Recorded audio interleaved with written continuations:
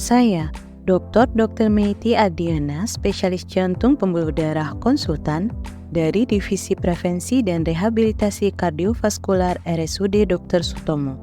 Pada kesempatan kali ini, saya akan menjelaskan mengenai panduan praktis interpretasi CPET, yaitu Cardiopulmonary Exercise Testing. Mari kita diskusikan. Cardiopulmonary Exercise Testing adalah modalitas untuk menilai toleransi fungsi sistem pernafasan dan kardiovaskular secara terpadu terhadap latihan. Tujuan CPET adalah menekan sistem pernafasan dan kardiovaskular dengan latihan fisik yang meningkatkan intensitas secara progresif hingga didapatkan batas toleransi, dan mendeteksi kelainan fungsi sistem kardiovaskular dan pernafasan melalui identifikasi keseimbangan demand supply oksigen. Pada tes latihan jantung CPET, pasien yang telah diketahui atau dicurigai memiliki penyakit arteri koroner akan melakukan latihan treadmill dengan pemasangan sungkup atau corong di mulut untuk mendapatkan beberapa pengukuran utama, meliputi volume udara yang dihirup dan dihembuskan atau minute volume atau VE, volume oksigen atau O2 yang digunakan untuk tubuh atau penyerapan oksigen atau VO2, volume karbon dioksida atau CO2 yang dihasilkan atau produksi karbon dioksida atau VCO2, dan detak jantung atau heart rate. Terdapat 3 indeks yang dapat diambil jika menggabungkan 2 dari pengukuran tersebut, yaitu rasio pertukaran respiratorik atau RER, pulsasi oksigen, dan ekivalen ventilasi atau VEQ. Parameter-parameter ini juga digunakan untuk mendapatkan beberapa ambang berguna seperti ambang anaerobik atau AT dan poin kompensasi respiratorik atau RCP. CPET merupakan tes yang relatif aman, meskipun demikian, tetap ada risiko yang dapat terjadi seperti infak miokard, aritmia, ketidakstabilan hemodinamik, bronkospasme, hipoglikemi, kerusakan muskuloskeletal, dan hiperventilasi dengan atau tanpa sinkop. Menurut pengalaman klinis, efek samping yang paling umum terjadi adalah pusing dan pingsan yang timbul akibat hiperventilasi atau reaksi vasovagal jika pengambilan sampel darah dilakukan. Kontraindikasi CPET yang umum tercantum dalam tabel berikut. Pemeriksaan EKG harus dilakukan di hari pelaksanaan tes CPET, tidak hanya untuk memberikan data dasar untuk dibandingkan selama tes, tetapi juga mengetahui adanya peningkatan risiko kejadian buruk saat latihan, sehingga harus selalu mencari kondisi seperti kardiomiopati hipertrofi atau sindrom QT panjang. Perubahan EKG yang berhubungan dengan tes CPET adalah ST depresi yang ditemukan pada kasus iskemia miokard, kardiomiopati hipertrofi, ataupun intoksikasi digitalis. Kemudian ST elevasi yang bisa ditemukan pada kasus infak miokard normal pada orang kulit hitam Afrika pada lead V2 hingga V4, hiperventilasi, sindrom Brugada dengan adanya ST elevasi tipe COV pada V1 dan V2, dan beberapa atlet terlatih biasanya ditemukan pada lead V2 hingga V4. Tujuan dari CPET adalah agar subjek dapat mencapai batas kemampuan sendiri atau kapasitas maksimum yang ditentukan, yaitu mereka tidak dapat lagi memutar pedal ergometer. Biasanya didefinisikan jika di bawah 60 rpm. Kita dapat memutuskan untuk berhenti lebih awal jika diagnosisnya sudah jelas terlihat. Misalnya, jika ada ST depresi baru atau disritmia yang sebelumnya tidak ada, dan didapatkan risiko untuk melanjutkan tes. Alasan untuk menghentikan tes lebih awal terdapat pada tabel berikut. Pengambilan oksigen adalah volume oksigen yang digunakan dalam metabolisme oleh tubuh, terutama di mitokondria. Ini adalah selisih antara oksigen yang dihirup dan yang dihembuskan, dan dinyatakan dalam mililiter per menit atau distandarisasi atau diindeks berdasarkan berat badan dan dinyatakan dalam mililiter per kilogram per menit. Nilai tertinggi yang dicapai VO2 selama tes latihan sering disebut sebagai VO2 max. Nilai ini tepatnya harus diperoleh melalui beberapa tes dengan beban kerja yang berbeda untuk memastikan tercapai puncak VO2 yang sebenarnya. VO2 max dipengaruhi oleh usia dan jenis kelamin seseorang dan juga sedikit dipengaruhi oleh tinggi badan. Nilai normal VO2 max yang diharapkan adalah 10 hingga 20% lebih rendah pada perempuan dibandingkan pria dan menurun seiring usia sekitar 10% per dekade di atas usia 30 tahun. VO2 max bergantung pada total massa otot yang digunakan, dan maka dari itu akan lebih besar pada latihan treadmill dibandingkan latihan sepeda. Secara keseluruhan, CPET dilakukan dengan upaya maksimal yang melelahkan. VO2 max yang rendah menunjukkan adanya masalah sepanjang jalur transportasi oksigen. Ini telah dikonsepkan sebagai satu set roda yang saling bertautan. Pertama kali diusulkan oleh Wasserman dan Wipp, menjelaskan bahwa proses pengambilan oksigen dari udara dan mengirimkannya ke otot bergantung pada satu set proses yang saling terkait secara fisiologis. Beberapa penyebab VO2 max rendah adalah meliputi subjek berhenti sebelum mereka sampai di kapasitas latihan fisiologis maksimal, mungkin mereka tidak berusaha cukup keras atau karena nyeri dari sendi artritis. Subjek tidak merasa sehat dan kapasitas latihan maksimal menurun dari seharusnya. Subjek memiliki penyakit jantung sehingga sirkulasi tidak membawa oksigen yang cukup ke otot. Subjek memiliki penyakit paru dengan kapasitas yang tidak cukup untuk membawa oksigen ke dalam paru atau dari paru ke darah. Subjek memiliki penyakit otot dan tidak dapat mengambil oksigen dengan efektif dan melanjutkan latihan. Subjek memiliki masalah pengantaran oksigen, yaitu karena konten oksigen yang rendah dalam darah atau kekurangan kapasitas membawa oksigen pada kasus anemia. Banyak penelitian kini telah menyelidiki kemampuan VO2 max untuk memprediksi hasil yang buruk, terutama pada pasien yang berisiko tinggi mengalami komplikasi atau kematian. 3 temuan utama dari penelitian-penelitian ini yaitu: pertama, VO2 max yang lebih rendah dikaitkan dengan kematian dini pada populasi umum, bahkan pada mereka yang tidak memiliki penyakit kronis. Kedua, VO2 max erat kaitannya dengan risiko kematian atau komplikasi mayor pada bedah jantung dan paru dan dikaitkan pada tingkat yang berbeda dengan hasil yang buruk dalam operasi besar lainnya. Ketiga, VO2 max yang lebih rendah dikaitkan dengan hasil yang lebih buruk dalam banyak penyakit kardiopulmoner kronis, misalnya penyakit paru interstisial atau ILD, penyakit paru obstruktif kronik atau COPD, dan penyakit kistik fibrosis. Pada puncak latihan, subjek normal biasanya akan mencapai mendekati lebih dari 80% perkiraan heart rate maksimumnya, di mana curah jantung menentukan kapasitas latihan. Subjek yang tidak sehat dan pasien dengan penyakit jantung juga mungkin mencapai lebih dari 80% dari perkiraan heart rate maksimal, namun VO2 max mereka akan rendah. Jika heart rate latihan maksimal lebih rendah dari yang diharapkan, maka subjek tidak berusaha terlalu keras. Sesuatu selain jantung, misalnya paru-paru yang membatasi kapasitas latihan, mungkin terdapat masalah dengan respon pacu jantung atau inkompetensi chronotropik, atau pasien menggunakan beta blocker. Dan jika heart rate meningkat tajam, maka volume sekuncup atau stroke volume mungkin menjadi pembatas, dan dengan demikian heart rate masih rendah ketika latihan berhenti.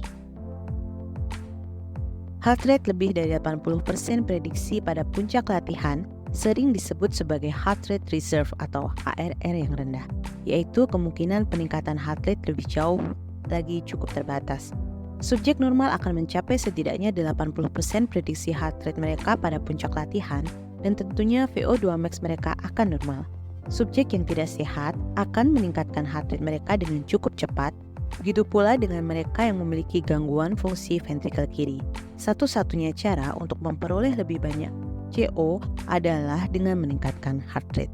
Hal ini juga terlihat pada mereka dengan penyakit vaskular paru yang fungsi sistolik ventrikel kanannya terganggu.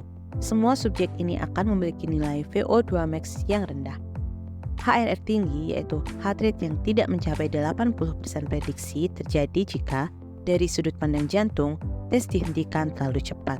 Selain itu, usaha tidak maksimal. HRR tinggi juga tampak jika latihan dibatasi oleh sesuatu selain fungsi jantung. Contohnya adalah penyakit paru atau penyakit vaskular perifer. Denyut oksigen adalah jumlah oksigen yang diserap oleh paru-paru ke dalam darah setiap kali jantung berdetak. Saat cardiac output meningkat selama latihan, ada lebih banyak darah yang mengalir melalui paru-paru, sehingga lebih banyak oksigen yang akan diserap setiap kali jantung berdetak. Dengan asumsi bahwa tidak ada desaturasi sehingga semua oksigen yang terangkut dialirkan ke jaringan setiap kali jantung berdetak, maka denyut oksigen setara dengan stroke volume, sehingga bisa diformulasikan sebagai stroke volume sama dengan ambilan oksigen dibagi denyut jantung sama dengan oksigen pulse. Nilai normal denyut oksigen adalah lebih dari 80% dari ambilan oksigen maksimum dibagi dengan denyut jantung maksimum. Pada pasien dengan penyakit jantung, stroke volumenya tidak meningkat saat latihan, sehingga untuk memenuhi cardiac output, maka denyut jantung ditingkatkan sebagai kompensasi. Berdasarkan formula di atas, maka denyut oksigen akan semakin turun. Pada atlet, kadar denyut oksigen lebih tinggi dibandingkan populasi normal karena kekuatan otot jantung meningkat sehingga stroke volume meningkat dan kemampuan ukuran kapiler darah juga meningkat, sehingga distribusi oksigen ke jaringan jauh lebih baik. Pada perhitungan yang lebih nyata dengan membandingkan kadar oksigen di arteri dan vena, maka kadar denyut jantung bisa dinilai dengan rumus denyut oksigen sama dengan stroke volume per heart rate dikalikan kadar oksigen di arteri dikurangi kadar oksigen di vena. Ventilasi dalam latihan disebut sebagai minute ventilation atau VE dengan satuan liter per menit, sedangkan jumlah udara dalam satu hembusan nafas disebut sebagai VT dalam satuan liter dan kecepatan pernafasan disebut sebagai BF, di mana formulanya adalah VT dikalikan BF atau breaths per minute sama dengan VE. Minute ventilation akan terus meningkat saat olahraga dan pada populasi normal, kenaikannya tidak akan membatasi seseorang untuk berolahraga. Minute ventilation bisa diukur secara langsung dan tidak langsung. Secara tidak langsung dengan menghitung jumlah udara yang dikeluarkan dalam 1 detik dalam spirometri yang disebut dengan VEV1, secara langsung dengan cara meminta mereka untuk bernafas sedalam dan secepat mungkin selama 15 detik dan mengukur jumlah gas yang dihembuskan lalu melipat gandakan nilai ini. Ini disebut ventilasi sukarela maksimum atau MVV. Kelemahannya adalah hal ini bergantung terhadap motivasi dari pasien. Ventilatory reserve setara dengan heart rate reserve yang normalnya nilainya melebihi lebih dari 80% dari nilai VE max. VCO2 adalah laju CO2 yang dihembuskan, dinyatakan sebagai volume CO2 per satuan waktu, biasanya dalam liter per menit atau mililiter per menit. VCO2 meningkat saat olahraga yang dapat dilihat dari grafik di bawah ini. Hubungan antara ventilasi dan VCO2 sangat erat, yang berarti lebih banyak ventilasi menghasilkan lebih banyak VCO2 dan sebaliknya. Dalam kondisi penyakit, hubungan ini menjadi lebih curam karena faktor-faktor seperti peningkatan ruang mati atau ketidaksesuaian antara ventilasi dengan perfusi atau P per Q. Kondisi ini membutuhkan ventilasi yang lebih besar untuk membersihkan jumlah karbon dioksida yang sama. Olahraga yang ekstrim menyebabkan glikolisis anaerobik dan akumulasi asam laktat dalam darah arteri yang menyebabkan asidemia. Tubuh mempertahankan pH mendekati nilai istirahat melalui berbagai mekanisme, termasuk meningkatkan ventilasi selama berolahraga yang dikenal sebagai hiperapnu untuk mengatasi asidemia.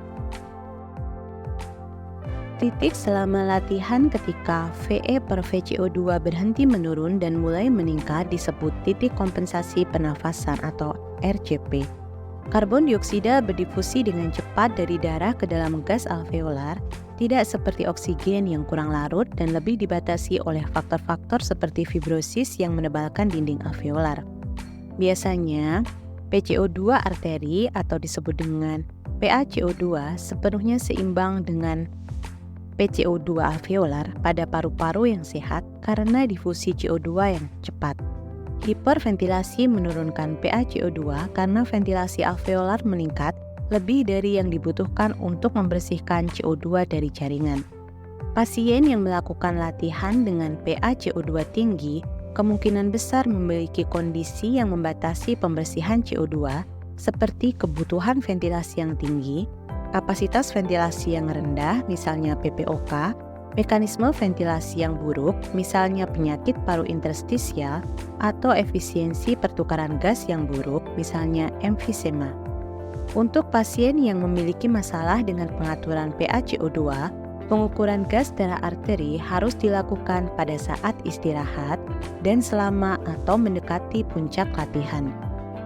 Beberapa penelitian pada pasien dengan penyakit pembuluh darah jantung dan paru telah menunjukkan bahwa VE per VCO2 merupakan prediktor yang sangat baik untuk prognosis dan semua penyebab kematian.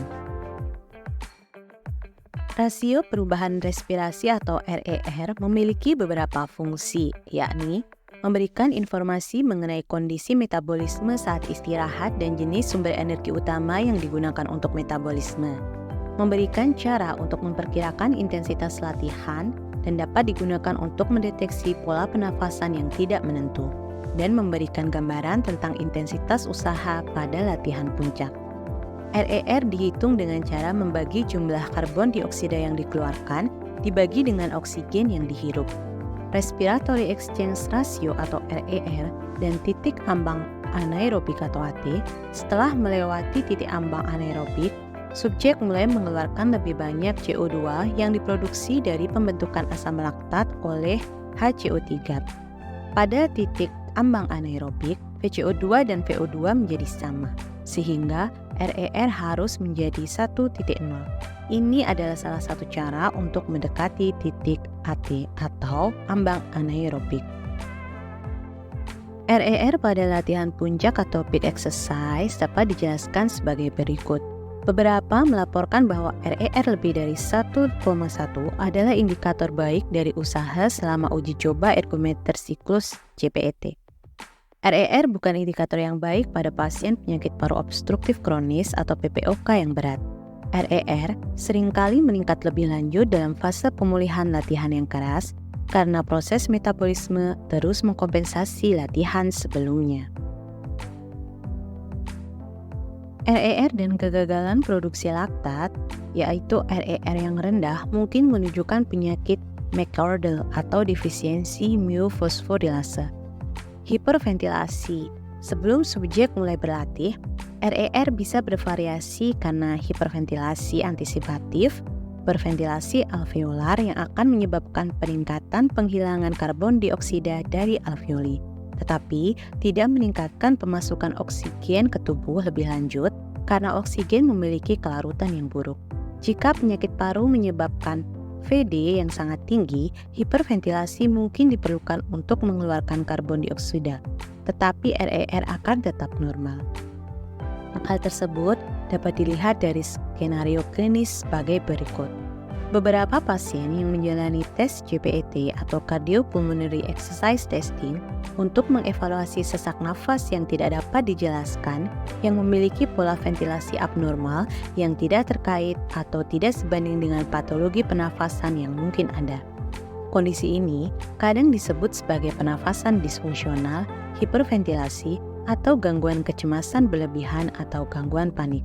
Penggunaan JPT awal sangat membantu untuk mengidentifikasi dan mengkarakterisasi penyakit patologis, menilai kontribusinya dan keparahannya, dan juga mendeteksi pola pernafasan yang terganggu dan pengendalian karbon dioksida.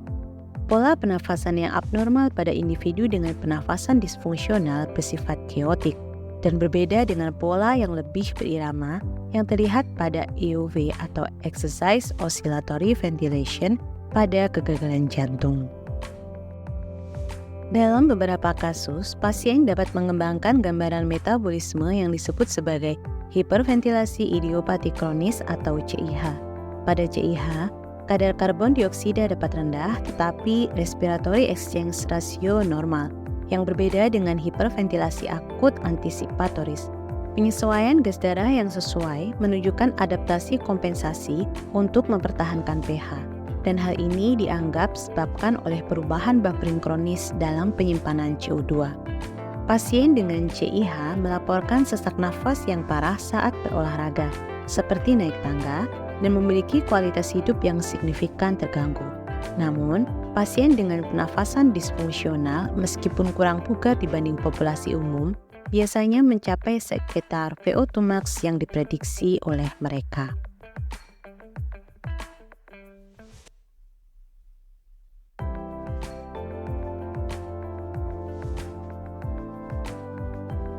VEQ-O2 atau VEQ-CO2 sama dengan VE per VO2 atau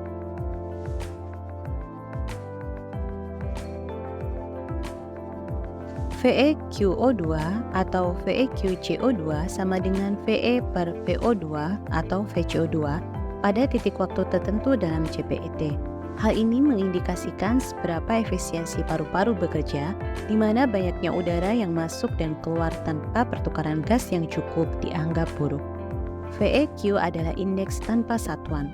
Pentingnya VEQ terletak pada kemampuannya untuk menunjukkan keefisienan paru-paru dalam melakukan pertukaran gas. Penurunan gradual VEQ-CO2 di awal CPET sering menunjukkan puncak keefisienan paru-paru.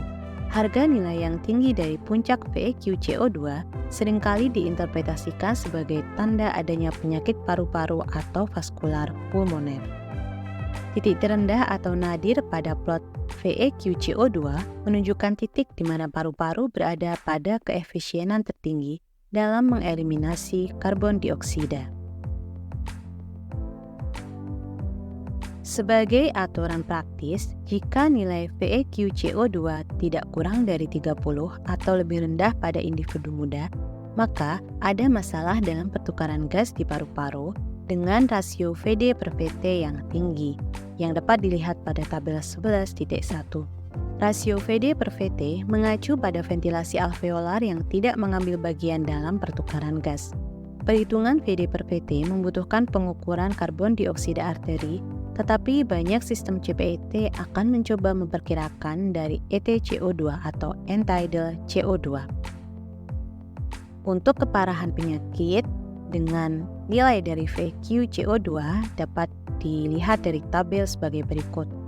Dikatakan normal jika kurang dari 30, ringan jika kadar VEQ-CO2 antara 30 hingga 35, sedang jika antara 36 hingga 44, dan berat jika lebih dari 44.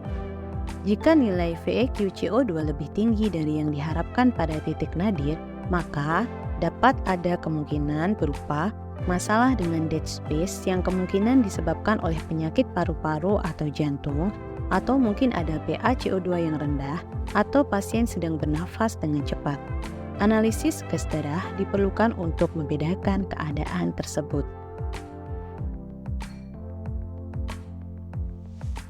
Fisiologi. Pada istirahat dalam posisi tegak, terdapat gradien kecil dalam ventilasi atau V dari bagian atas hingga bagian bawah paru-paru. Namun, terdapat gradien yang lebih mencolok dalam perfusi paru-paru atau Q, di mana banyak darah melewati pembuluh darah yang melebar di dasar paru-paru, sementara di apex, pembuluh darah memiliki sedikit darah. Selama exercise, jumlah karbon dioksida meningkat dan pembuluh darah menuju apex paru-paru direkrut. Perfusi paru-paru menjadi lebih seragam, sehingga terjadi peningkatan kecocokan atau matching antara ventilasi atau V dan perfusi atau Q.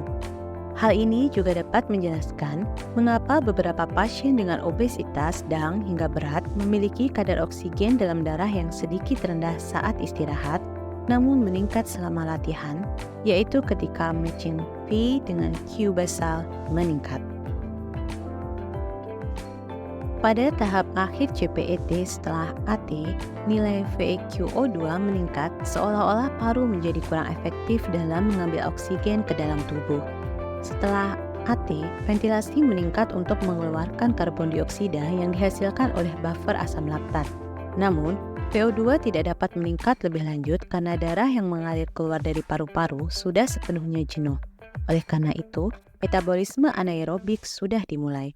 Karena itu, jumlah VEQ-O2 mulai meningkat secara tiba-tiba. Hal ini terlihat seolah-olah paru-paru kurang efisien dalam mengambil oksigen. Namun sebenarnya peningkatan utamanya adalah untuk mengeluarkan lebih banyak karbon dioksida. VeQO2 merupakan salah satu dari 4 cara untuk mengonfirmasi posisi AT. Sebagian besar peralatan CPET menampilkan data secara langsung untuk nilai end-tidal O2 atau ETO2 dan end-tidal CO2. Gas yang diekhalasi tepat pada akhir ekspirasi berasal dari alveoli. Pola individu sehat, nilai dari ETO2 dan ETCO2 mengalami perubahan yang sangat sedikit selama CPET. Selama awal CPET, lebih banyak O2 diserap dari alveoli ke dalam darah sehingga terjadi penurunan ETO2. Namun, setelah melewati AT, ventilasi meningkat tanpa adanya penyerapan lebih banyak O2 oleh darah. Sebagai hasilnya, gas yang diekhalasi mulai mirip dengan udara yang diinspirasi sehingga tingkat end-tidal kembali naik.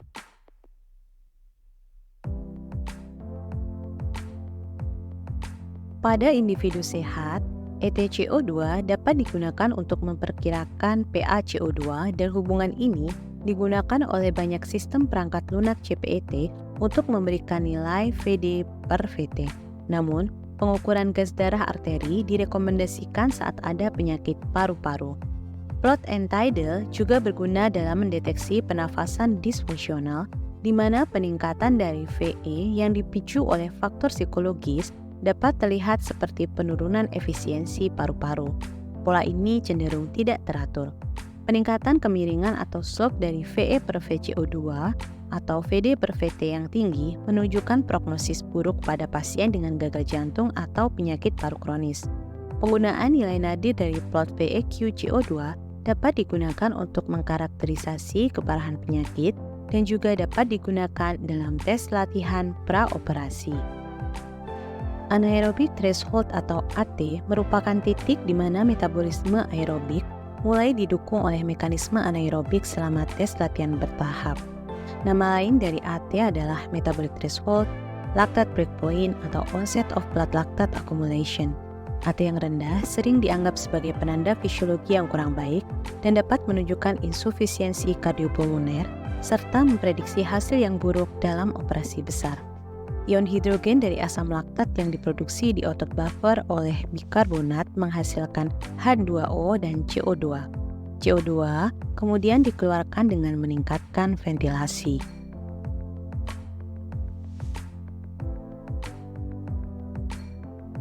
Metode untuk mendeteksi AT yakni dengan cara memplot VCO2 atau output CO2 dan VO2 atau konsumsi O2 terhadap waktu. Pada titik AT, grafik VCO2 akan menyeberangi grafik VO2. Biasanya, AT terjadi sekitar 50 hingga 70% dari durasi latihan. Menggunakan respiratory exchange ratio atau RER, di mana AT terjadi ketika RER menjadi lebih dari 1,0. Menggunakan metode V-slope di mana terdapat titik infleksi di AT, di mana kemiringan grafik menjadi lebih curam karena peningkatan VCO2 lebih besar dari peningkatan VO2. Pada plot metode V-slope, seringkali garis kemiringannya mengikuti kurva yang lebih halus daripada titik infleksi yang tajam, menunjukkan bahwa transisi ini bersifat gradual dengan proses anaerobik mulai menambah proses aerobik daripada perubahan mendadak. Meskipun terdapat beberapa metode yang berbeda, penempatan AT tetap dapat sulit, terutama jika tes CPET singkat atau subjek mengalami periode hiperventilasi antisipatoris. Jika tidak yakin, lebih baik melaporkan bahwa AT tidak dapat ditentukan dengan cukup akurat. Tidak ada batasan yang kuat dan valid untuk AT yang normal. Orang sehat akan memiliki AT yang terjadi antara 50 hingga 60% dari VO2 max yang diprediksi. Pada atlet terlatih, nilai AT bisa sangat tinggi bahkan mencapai 80%. Tetapi umumnya AT dijelaskan terhadap VO2 max yang diprediksi. Jika VO2 max atlet lebih dari 100%, maka AT dilaporkan sebagai persentase dari VO2 max yang dicapai. Jika AT rendah, maka terdapat masalah klinis yang memerlukan investigasi lebih lanjut. Berikut adalah kondisi klinis dan kadar AT yang dapat disajikan dalam tabel sebagai berikut. Untuk kondisi atlet terlatih, maka kadar AT adalah antara 61 hingga 80%. Dan pada kondisi normal, kadarnya adalah 51 hingga 60%. Dan pada kondisi dekondisi atau penyakit normal, kadarnya adalah 40 hingga 50%. Dan pada kondisi abnormal, kadarnya adalah kurang dari 40%. Metabolisme anaerobik terjadi ketika sirkulasi tidak mampu memberikan cukup oksigen untuk memenuhi kebutuhan metabolik jaringan atau ada kekurangan pengiriman oksigen. Hal ini dapat terjadi pada intensitas latihan lebih rendah dari biasanya selama CPET karena 3 alasan utama, yaitu CO yang rendah, obstruksi pembuluh darah kaki, dan insufisiensi transportasi oksigen karena anemia atau SpO2 yang rendah. RCP atau Respiratory Compensation Point adalah titik pada tes CPET di mana terjadi stimulasi respirasi karena adanya asidemia yang merupakan upaya tubuh untuk menjaga pH darah yang normal saat buffering asam laktat tidak cukup efektif lagi.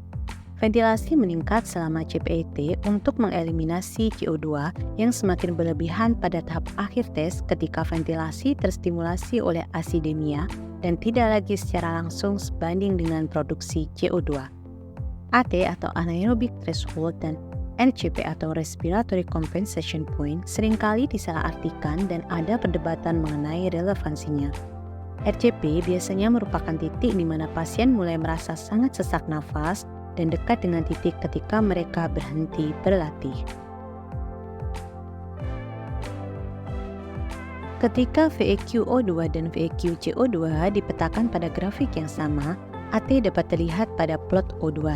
Sementara RCP terjadi sedikit lebih kemudian pada plot CO2. Bagian antara kedua titik ini adalah tempat di mana asidosis otot efektif ditampung oleh HCO3 yang mencegah asidemia tetapi menghasilkan CO2. Untuk menentukan AT, plot yang digunakan adalah V-slope atau VCO2 versus VO2. Sedangkan untuk RCP, plot yang digunakan adalah VE versus VCO2. Beberapa klinisi melaporkan AT dan RCP sebagai ambang nafas pertama dan kedua secara berurutan. Jika Anda melaporkan ambang nafas untuk tujuan tertentu, misalnya penilaian risiko praoperasi, maka penting untuk memastikan bahwa Anda melihat ambang yang benar. Kehadiran RCP yang jelas menunjukkan terjadinya dorongan atau drive tambahan terhadap pernafasan yang disebabkan oleh asidemia dan upaya tubuh untuk menjaga pH. Setelah melewati RCP, ventilasi distimulasi oleh asidemia. Ventilasi kemudian berlebihan dari yang dibutuhkan untuk menghilangkan CO2 sehingga nilai EtCO2 mulai turun untuk mendekati udara yang diinspirasi. Penurunan nilai EtCO2 menjadi indikator baik bahwa seorang subjek hampir mencapai akhir dari CPET. Sebaliknya, keberadaan RCP memberikan dukungan bahwa ventilasi tidak membatasi kapasitas olahraga. Saturasi oksigen merupakan salah satu parameter yang dievaluasi saat pemeriksaan CPET. Penurunan SpO2 sebesar lebih dari 4% dari nilai istirahat dianggap nilai yang signifikan. Gangguan pada paru-paru dan sirkulasi paru adalah alasan paling umum untuk desaturasi oksigen. Beberapa kelainan dapat menyebabkan desaturasi selama CPET, yaitu mismatch atau inequality ventilasi perfusi atau V terhadap Q, gangguan difusi, birau jantung kanan ke kiri, dan hipoventilasi alveolar yaitu hiperkapnia. Ketika CO meningkat dengan latihan, aliran darah menjadi lebih merata. Dengan kata lain, matching antara V dengan Q menjadi lebih merata. Pada pasien emfisema, beberapa area paru-paru akan mengembang secara berlebihan. Pada area ini, pembuluh darah paru meregang sangat tipis dan tidak banyak kapasitas untuk menampung lebih banyak darah ketika curah jantung meningkat saat berolahraga.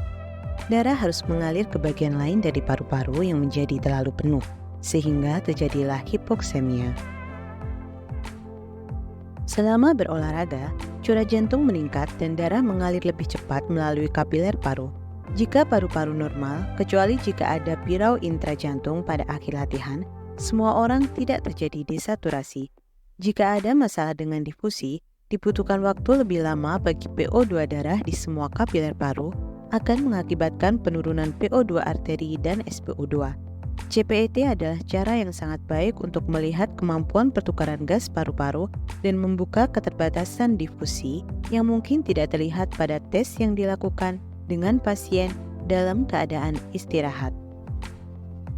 Pasien dengan pirau kanan ke kiri yang signifikan dapat mengalami sianosis saat istirahat dan akan terdeteksi secara klinis atau pada tes sebelum CPET.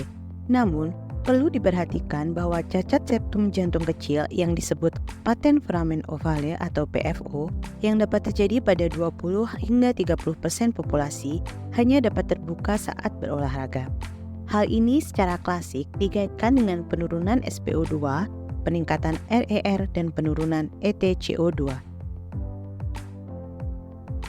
Pendekatan saat melakukan interpretasi CPET fokus pada kondisi klinis itu sendiri dan pengaruh parameter CPET dipengaruhi oleh kondisi tersebut. Salah satu masalah dan tantangan pertama yang dihadapi dalam penafsiran CPET adalah klasifikasi pasien yang sakit atau pasien yang normal, yaitu pasien tanpa penyakit yang sedang dalam kondisi kurang sehat atau disebut dengan decondition. Contohnya, bila pasien tidak dalam keadaan optimal, stroke volume akan lebih rendah dan dengan demikian, untuk beban pekerjaan eksternal tertentu, denyut nadi harus meningkat lebih cepat untuk mencapai curah jantung yang sama dengan seseorang yang lebih bugar. Hal ini dapat rancu dengan kelainan kardiomiopati ringan.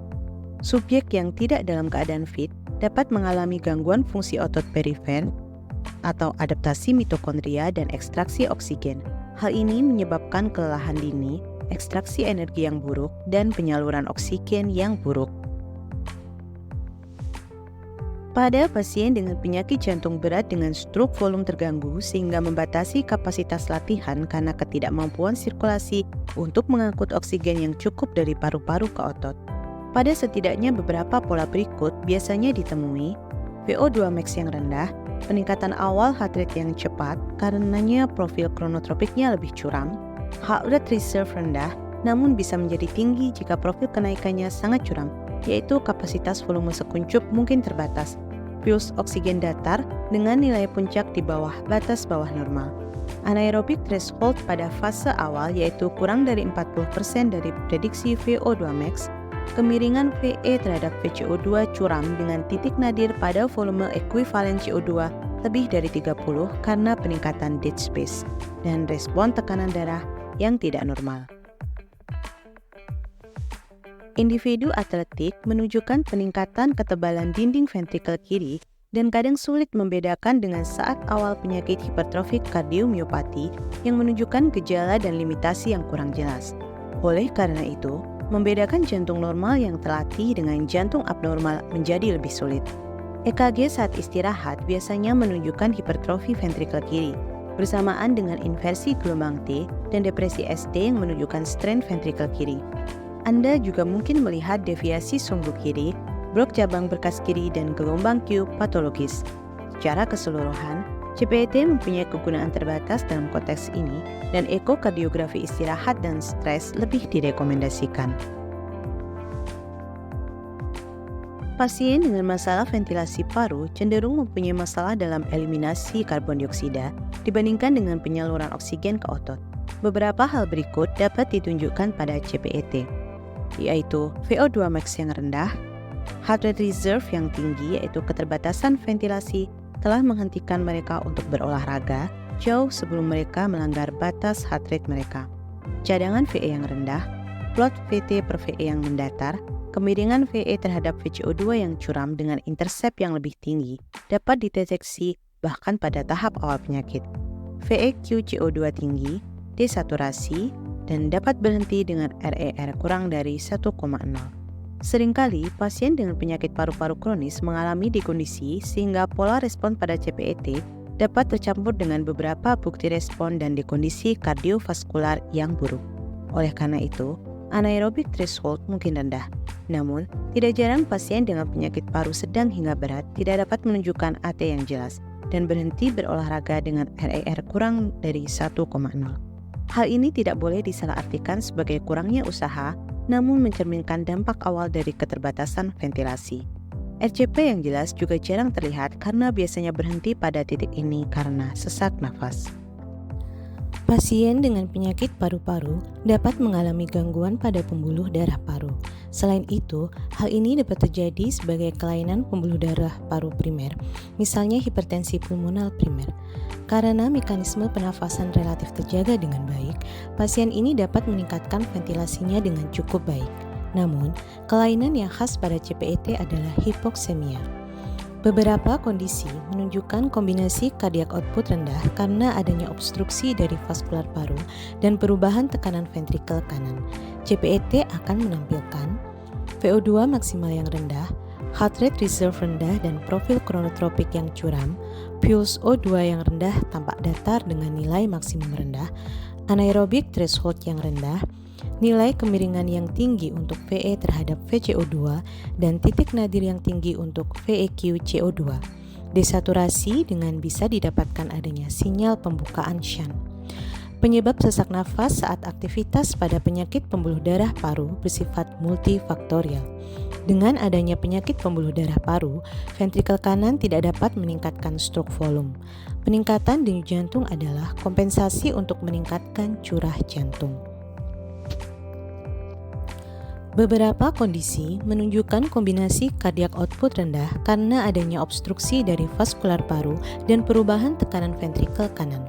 CPET akan menunjukkan VO2 maksimal yang rendah, heart rate reserve rendah dan profil chronotropik yang curam, pulse oksigen rendah tampak datar dengan nilai maksimum rendah, aerobic threshold rendah, nilai kemiringan yang tinggi untuk VE terhadap VCO2 dan titik nadir yang tinggi untuk VEQ CO2, desaturasi dengan atau tanpa sinyal pembukaan shunt. Peningkatan massa tubuh memberikan tekanan fisiologis tambahan selama tantangan kerja eksternal yang progresif. Hal ini terbukti bahkan dalam fase latihan tanpa beban. Pergerakan sedikit anggota tubuh bagian bawah yang lebih berat akan meningkatkan beban oksigen. Hal ini dapat dilihat pada plot VO2 terhadap beban kerja yang dipindahkan ke atas dalam kasus ini. Fitur lain yang terdapat pada CPET antara lain VO2 max sedikit rendah atau normal dalam mililiter per menit, VO2 max rendah bila dinyatakan dalam mililiter per kilogram per menit, heart rate reserve yang rendah, seringkali berkurangnya kompetensi chronotropik, cadangan VE tinggi, AT antara 40 hingga 50% dari perkiraan VO2 max, saturasi oksigen mungkin rendah saat istirahat dan dapat membaik selama CPET. Individu yang terlatih mengalami peningkatan stroke volume jantung dan ekstraksi oksigen otot yang lebih efisien, serta sejumlah perubahan fisiologis lainnya. Hal ini mengarah ke perubahan yang terlihat pada CPET seperti denyut jantung istirahat yang lebih rendah, puncak oksigen yang lebih tinggi, dan peningkatan VE maksimal. Meskipun terdapat adaptasi ini, atlet masih menunjukkan keterbatasan jantung dengan cadangan ventilasi seperti yang dilakukan subjek normal. Biasanya terlihat jelas jika subjeknya adalah atlet terlatih. CPET dapat menunjukkan VO2 max lebih besar dari perkiraan, heart rate reserve istirahat yang rendah, heart rate reserve yang rendah, cadangan VE yang rendah, penghapusan RCP, denyut oksigen maksimum yang bisa sangat tinggi, AT yang lebih dari 60% dari perkiraan VO2 max. Seringkali sulit untuk memanfaatkan dan menerapkan pendekatan standar terhadap interpretasi CPET pada atlet yang bergejala, misalnya mengalami peningkatan sesak nafas. Salah satu kesulitan utama adalah menentukan seberapa tinggi VO2 max seseorang. Penting untuk melihat apakah seorang atlet memiliki riwayat tes mereka yang kemudian dapat digunakan untuk tujuan perbandingan. Jika hal ini tidak tersedia, maka data apapun tentang tingkat kinerja sebelum timbulnya gejala mungkin bersifat informatif, yaitu jika seorang atlet mampu berlari maraton sub selama 2 menit 30 detik, sangat kecil kemungkinannya bahwa mereka memiliki VO2 max kurang dari 50 cc per kilogram per menit pada saat itu. Demikian materi yang dapat saya sampaikan. Semoga dapat bermanfaat dan dapat menambah hasanah keilmuan kita. Sampai jumpa pada video-video materi lain dari Divisi Prevensi dan Rehabilitasi Kardiovaskular RSUD Dr. Sutomo, Surabaya.